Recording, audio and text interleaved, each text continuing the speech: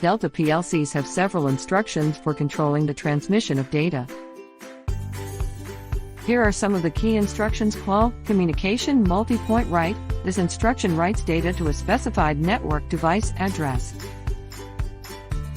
It is commonly used for transmitting data to a Modbus device. CMWR, communication write. This instruction writes data to a specified network device address.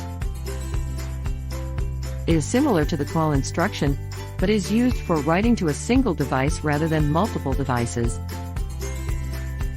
CMRD, communication read. This instruction reads data from a specified network device address.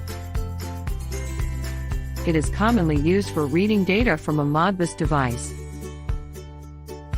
CMMD, communication Modbus. This instruction performs Modbus communication with a specified network device. It can be used to write and read data to / from Modbus devices. CMMR, communication multi-point read. This instruction reads data from multiple network device addresses.